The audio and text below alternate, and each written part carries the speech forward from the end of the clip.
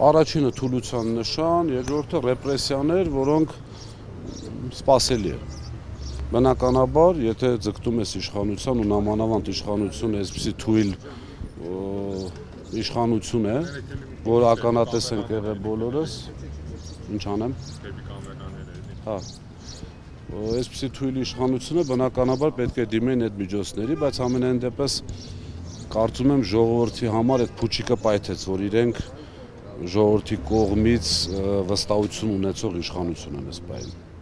Իսկ իմացեցին չէ հայտնի Բերման ենթարկվածների մասին, ինչ տեղեկություններ ունեք, ասում է Արտաշատի գրասենյակի մեր համակիրներն են, մեր անգամ կին տեխնացու կա,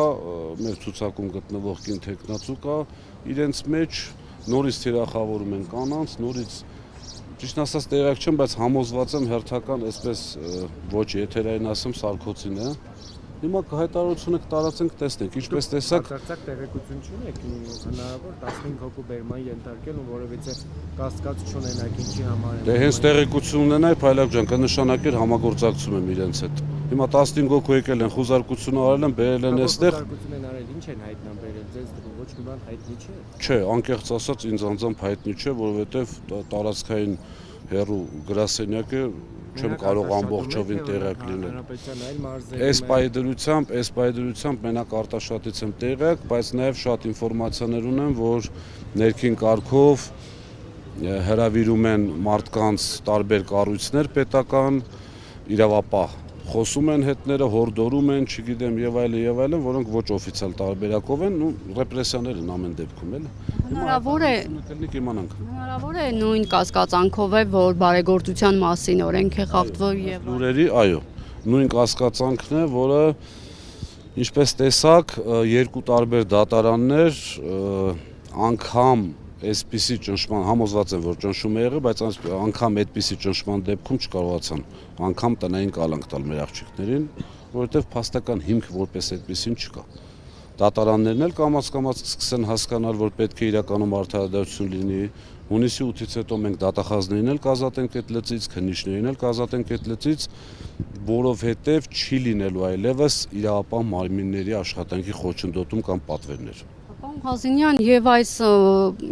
իրողություններին զուգահեռ իշխանության ներկայացուցիչները նշում են, որ ընտրակաշառքի բաժանում Հայաստանում չի լինելու, բացառվում է։ Ինչ է կարծում, նրանց այս հայտարարությունները ում են ուղղված եւ ինչպես է կմեկնաբանվում։ Ես ուզում ասեմ, ես իշխանությունների հետ ունեմ 100% տարաձայնություն, բայց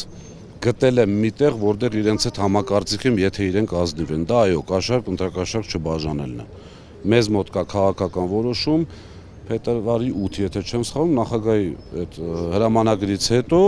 ուժեղ Հայաստան կուսակցությունը ունի քաղաքական որոշում եւ տաշիր բարեգործական իմաստով եւ ընդհանրապես, որովհետեւ գիտեք, մեր կուսակցության շատ անդամներ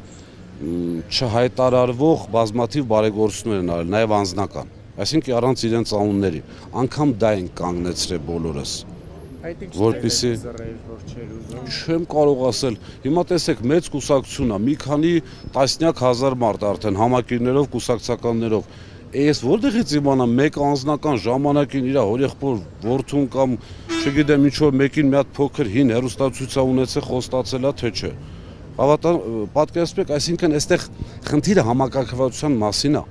Հիմա պատկերացրեք մի իրավիճակ, իրենց մոտ բազմաթիվ այսպես կոռուպցիայի դեպքեր բացահայտվեցին, ինչքան էլ չբացահայտվեցին, չէ՞ իրենց փոքրիկ խմբակի մեջ։ Հիմա եթե մի հատ հարկայինի տեսուչ կաշառքա վերցրե, թող վարչապետը հրաժարական տա։ Եթե այդ լոգիկայով ենք գնում։ Մենք հայտարարում ենք, որ ուժեղ Հայաստան կուսակցությունը դեմ է ընտրակաշառք բաժանելուն, անգամ խոստանալուն եւ յուրաքանչյուր մարդ, որ այդ քայլը կանի, ինքը մեզ էլ է դեմ, այսպես ասած։ Հիմա դրանից հետո արդեն մի դեպք ինչ-որ եթե անգամ, նորից եմ կրկնում, չկա այդպիսի բան, եթե անգամ ինչ-որ մեկին նվեր տա, ինչ անենք, ծնունդների չգնանք, մեր բարեկամների հետ հարազատություն չանենք, որն է դրա տարբերակը։ Եվ ամենակարևորը իրենք պետական բյուջեին ընտրակաշառք են բաժանում, մեր կողմից վճարված հարկերից ընտրակաշառք են բաժանում, բոլորն են հասկանում, չէ՞։